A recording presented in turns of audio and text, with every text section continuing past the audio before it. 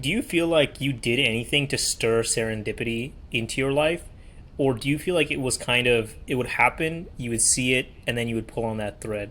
I think that those types of things happen every day, and that if you and I had the ability to be in some sort of inception and we could see 3 and 5 layers of 3 and 5 of us's going through the world, it would be there. I'll tell you another one that happened when I was 18.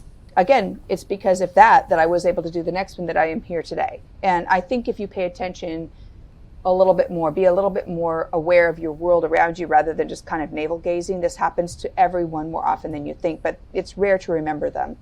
I was at San Diego State, and there was a little ad in the newspaper at San Diego State that said, if you would like to get a free birthstone, cut out this little ad out of the newspaper before telephones in your hip all the time. And it said, come downtown and we'll give you a free birthstone. I mean, I didn't know that the peridot was basically going to be a little tiny rock about this big and a complete POS. It was just, these are just giveaway stones so they could get you into the store. But I went down there, and as I was exiting, I was at downtown San Diego, and I was at the corner of just 2 streets.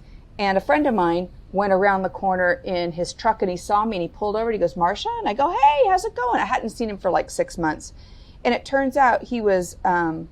he's a friend that he had a lot more money than me, and he was going to Europe. And he goes, "Do you want to go with me? My friend that was going to go isn't going to go." And so I said, "Sure.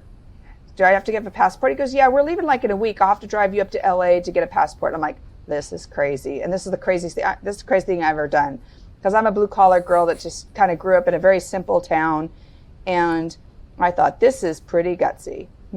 This is pretty crazy." So the funny part about that little ad and being there is that when we went to Europe, I met a gentleman who ended up being my first husband. And he and I got married. He was from Scotland, and we moved back to the Los Angeles area, which is where I finished getting my degree.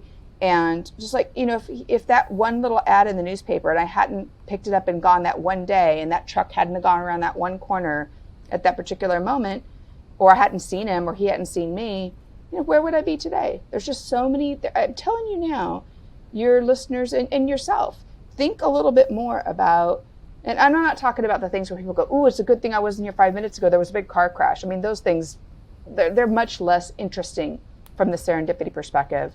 But if you just think about the number of times that happen, probably every month, there's probably 2 or 3 things where you go, "Wow, if I had not reached out and chatted, or if I had not done this, or if I had done that, it would be an entirely different world that we all live in." So I'm very grateful. I think what I do to answer your question is I simply keep my eyes open, and I be aware of places where I can make a positive impact, where I can do the right thing, and where things are being presented to me where if I reach out and take them, it could be a fun ride. You never know. Some of them are not going to be a fun ride, though. That's true. Yeah. Yeah, I think also a lot of these things, I feel like reaching out to people that you find publicly is an interesting one. So at some point, I started to just send cold emails to a lot of the different authors I would follow, or people that I saw on YouTube videos.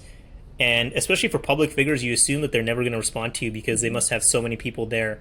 But the funny part is that because most people just rule themselves out from the beginning, Right. there's actually not a crazy amount of people that end up going through. And so I've actually had these situations where I would read something or whatever else, even from like Wall Street Journal best-selling authors or whatever it might be, and you just reach out cold, and a lot of the time they actually respond. And you wonder why that is, and it's because it seems like it's almost an arbitrage where I had a friend who once told me cold emails are the best arbitrage opportunity that exists because there's so much that you can actually learn from them, but no one does it. And it's because of this perception that the world somehow isn't going to open up to you. But guaranteed, if you send, a certain amount, some percentage will always reach out back to you. So I think this idea of stirring serendipity into your life is one that I take really seriously. And probably all the best things in my life have never been things that I would have thought that I wanted in the first place as well. Yep. And it sounds like you've had a very similar journey.